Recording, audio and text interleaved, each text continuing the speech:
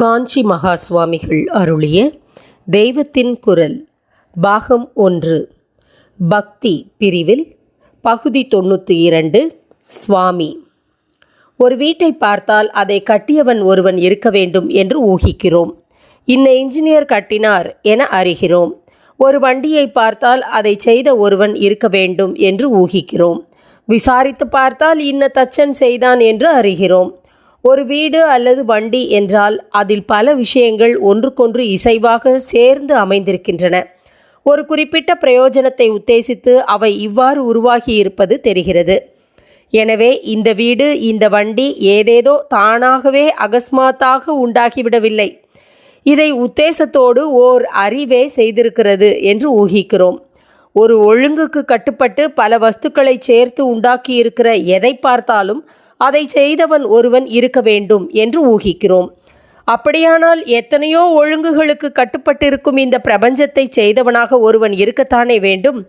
எத்தனையோ வேறு வேறு விதமான வஸ்துக்களை பல விதங்களில் சேர்த்து வைத்து பலவிதமான பிரயோஜனங்களை உண்டாக்கி கொண்டிருக்கிற இயற்கையை, லோக வாழ்க்கையை பார்க்கிறபோது இவைகளையெல்லாம் இந்த உத்தேசத்துக்காகவே உண்டாக்கி இவற்றை நடத்தி வருகிற ஒரு மகா பெரிய சக்தி இருக்கத்தான் வேண்டும் என்று தெரிகிறது.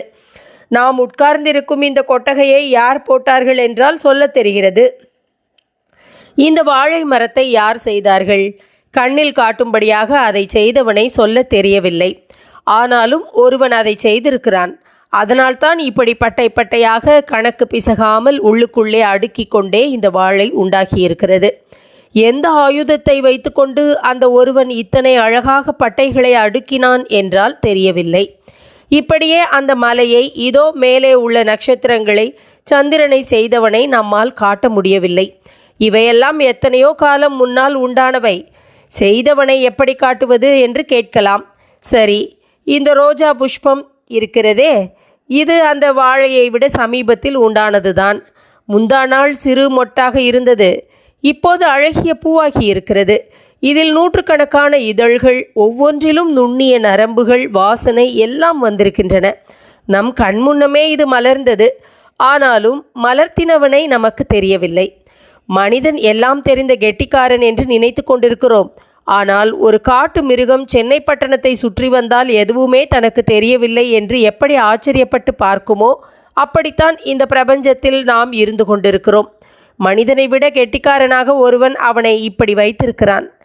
அத்தனை ரோஜா பூக்களும் ஒரே தர்மத்தில் மலர்வதால், அத்தனை மலைகளும் ஒரே தர்மத்தில் நிலைத்து இருப்பதால், அத்தனை நட்சத்திரங்களும் ஒரே தர்மத்தில் சுற்றுவதால் இந்த சகலத்தையும் செய்தவன் ஒரே என்ஜினியர் என்று தெரிகிறது.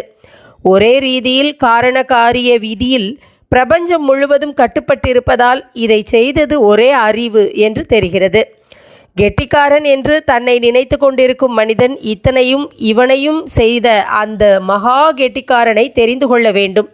ஏனெனில் அவன் மகா கெட்டிக்காரன் மட்டுமல்ல, மகா நல்லவனும் கூட. இத்தனையை திட்டமிட்டு படைத்த பேரறிவு என்பதோடு இத்தனையையும் ரட்சிக்கும் பெரும் கருணையும் அவன். நமது கெட்டிக்காரத்தனம் அவன் தந்ததே என்று தெரிந்து கொண்டு அவனிடம் பிரார்த்தித்து கொண்டால் நமக்கு அவன் நல்லது செய்வான். அவன்தான் சுவாமி சுவாமி என்பவன். இந்த நமது கெட்டிக்காரத்தனமே அவனுக்கு ஓர் அடையாளம்தான். கள்ளனை கண்டுபிடிக்க மண்ணில் பதித்த காலடி சுவடி இருக்கிறது போல் உள்ளம் கவர் கள்வனான சுவாமியின் காலடி பிரபஞ்சத்தின் எல்லா இடத்திலும் பதிந்து கிடக்கிறது. நம் கெட்டிக்காரத்தனமும் அவனது காலடி அடையாளம்தான். இந்த கெட்டிக்காரத்தனத்துக்கெல்லாம் ஓர் ஆதாரம் இருக்க வேண்டும் என்று அது காட்டி கொடுப்பதால் அதுவே காலடியாகிறது. சிருஷ்டிகர்த்தனாக ஒரு சுவாமி இருப்பதற்கு நாமே அடையாளம். நம் ஒவ்வொருவர் உள்ளங்கையிலும் அவன் தினுசு தினுசாக போட்டுள்ள ரேகை மாதிரி நம்மால் போட முடியுமா? இந்த பட்டணம் முழுவதிலும் அநேகம் மனிதர்களின் கெட்டிக்காரத்தனத்தால் செய்துள்ள காரியங்களை விட அதிகமாக ஒரு சிறு இலையில் போட்டிருக்கிற ரேகைகளில் விசித்திரம் செய்திருக்கிறான் அவன். பிரபஞ்ச வஸ்து எல்லாமே அந்த மகா திருடனின் ரேகை அடையாளம்தான். திருடன் பதுங்கி இருப்பது போல் இவனும் பதுங்கி இருப்பவன்தான். அவன் குகைக்குள் ஒளிந்து கொண்டிருக்கிறான் என்றே வேதம் திரும்ப திரும்ப சொல்லும். நம் இதயம்தான் அந்த குகை. நமக்குள்ளேயே ஒளிந்து கொண்டு நமக்கு வெளியே இத்தனை அற்புதங்களை செய்து நம்மை ஆச்சரியப்படுத்தி தன்னை தேட வைக்கிறான் சுவாமி. அப்படி அவனை தேடுகிறது தான் பக்தி.